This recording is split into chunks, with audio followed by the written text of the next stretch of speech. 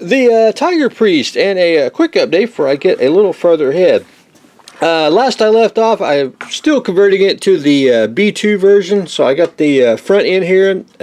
I call it all one piece, like the later models have, you know, including Shermans and so on. But anyway, I've got the styrene plate there. I cut it out, and then I took some epoxy sculpt and I resculpted the inside here. This is the first phase of it, though. I needed to fill it in, and then I'm going to go back in with the epoxy sculpt again and build up the, I call it the, not transmission, but the drive sprockets that extrude out on like the early models.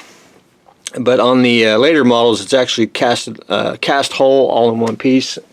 But anyway, I got to go in with more epoxy sculpt, get that just a little fined out, and sand down just a little bit, and we'll be good to go on that. There's a bracket that goes right through here, and there's actually bolted on, and I want to replicate that with bolt heads, and you can buy them in styrene, and I got to go find, it's in my little styrene tote here, which probably needs to be cleaned out a little bit. But if you've never seen a styrene strip, and I know some people have, these are half rounds.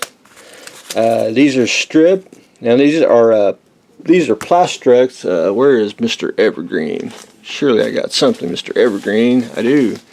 See, like it's a square tube, which goes by the symbol. Of course, you know, they got the dimensions and everything else. But anyway, some modelers, you know, that just started out don't know that the hobby store has, you know, good stuff like that. But anyway, the hex will have a hex marking, and you can get all different sizes, so you can trim out the bolts, and you can make your own bolts, put them on. And and if I don't have any, and I should, because that's always a it's always a standard issue here at the BHP. But anyway, I'm going to try to get the bolts on, and I'll show everyone. Once you get the bolts on, you can cut them a little taller and get them glued down, and then sanded down to the correct length. But anyway, we'll work on that in a minute. But anyway, the B2, most noticeably, the B2 has a raised gun. So I raised up the I'm going to call it a cannon. Got it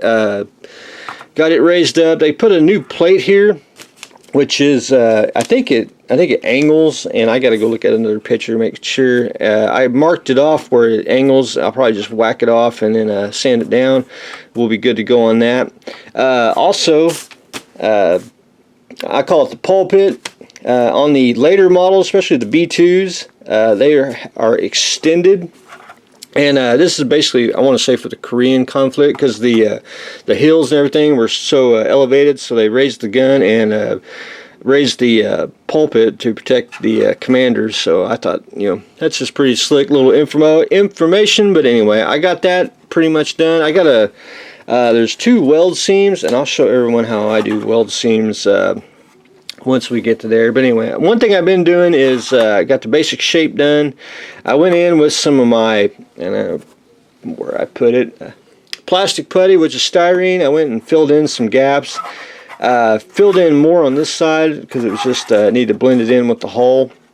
And if you never really worked with it, it's what I've done is I've done the thicker version, and I applied it. And then if it's really too thick, you can take your liquid glue and smooth it out. And this actually, I think, bites into the plastic, so you're basically sanding a styrene kit, plus you got white styrene, a kit styrene, and it'll be smooth as glass once you get it sanded. But anyway, been doing some little touch-ups with the putty, just squaring off some edges, and then I just got to sand it down and sand it to shape, and we'll be good to go on that.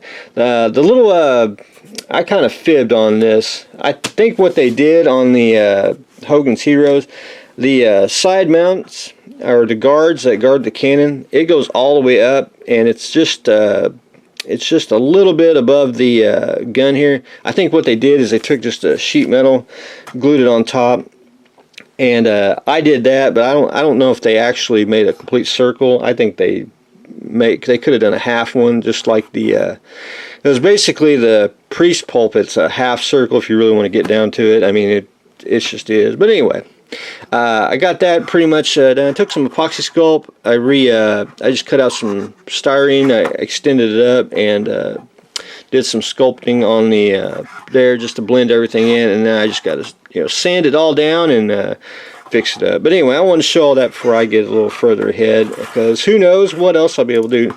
I'm really just down to sanding and everything, and then we'll start adding a little bit of details here and there. But anyway, that's what I've got going on today. A very quick update, and of course we got to add the little muzzle brake to the can there. But anyway, very fun, and it's a little more work to convert it to the B2, but anyway, we like it, and it makes it a unique tank as well. So anyway, that's what I got going on today. So stay tuned for the next exciting episode.